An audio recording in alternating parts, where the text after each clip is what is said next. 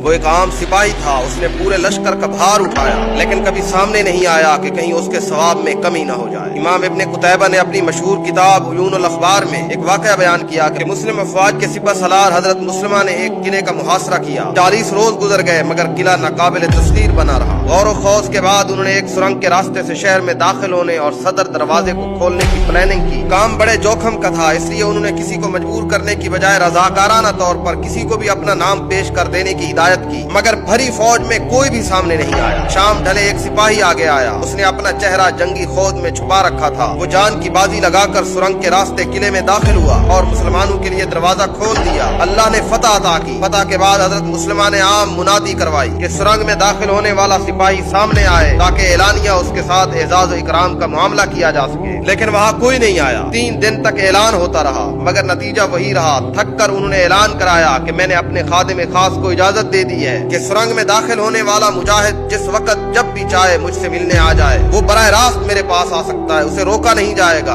اور میں قسم دے کر اس سے درخواست کرتا ہوں کہ وہ مجھ سے ایک بار ضرور آ کر ملے۔ اس منادی کے بعد رات کے آخری پہر میں ایک شخص آیا اور خادم سے حضرت مسلمہ کے پاس لے چلنے کی درخواست کی۔ حاضرین و خدام نے پوچھا کہ کیا تم وہی سرنگ والے سپاہی ہو؟ اس نے کہا میں وہ نہیں ہوں، لیکن میں تمہیں اس کے بارے میں بتا سکتا ہوں۔ خادموں نے جا کر یہ بات حضرت مسلمہ کو بتائی تو وہ فی الفور ملنے کے لیے رضامند ہو گئے۔ ملاقات ہوئی، اس آدمی نے کہا کہ سرنگ والے سپاہی نے آپ سے ملنے کے لیے 3 شرطیں رکھی ہیں۔ ایک یہ کہ اس کا نام خلیفۃ المسلمین کے سامنے ذکر نہیں کیا جائے گا، دوسرا یہ کہ اسے کسی قسم کا انعام نہیں دیا جائے گا، اور تیسرا یہ کہ اس سے پوچھا نہیں جائے گا کہ وہ کون ہے، کس قبیلے سے ہے اور کہاں اس کا گھر ہے۔ حضرت مسلمہ نے 3 شرطیں مان لی تو اس آدمی نے کہا سرنگ والا سپاہی میں ہوں، اتنا کہا اور چلا گیا۔ راوی کہتا ہے کہ اس واقعے کے بعد حضرت مسلمہ کا معمول تھا کہ اکیلے نماز پڑھتے یا جماعت کی امامت کراتے۔ وہ نماز کے بعد بآواز بلند یہ ضرور دعا مانگتے تھے کہ اے اللہ میرا حشر اس سرنگ والے سپاہی کے ساتھ فرما، اے اللہ اپنے گمنام بندے کو اپنی بہشت میں جگہ دے کر اس کا شایان شان اکرام فرما۔ میں جب بھی اس واقعے کو یاد کرتا ہوں عجیب کیفیت دل پر طاری ہو جاتی ہے۔ کیا آج ہماری صفوں میں کچھ سرنگ والے دکھائی دے رہے ہیں؟ کیا ہماری تحریکوں اور جماعتوں میں کچھ سرنگ والے موجود ہیں؟ کیا ہمارے اداروں میں کچھ سرنگ والے ہیں؟ دوسروں کو چھوڑیے، کیا ہم خود سرنگ والے بننے کے لیے تیار ہیں؟ اور پھر مجھے یاد آتا ہے اف یہ جادہ کہ جسے دیکھ کے ڈر لگتا ہے، کیا مسافر تھے جو اس راہ گزر سے گزر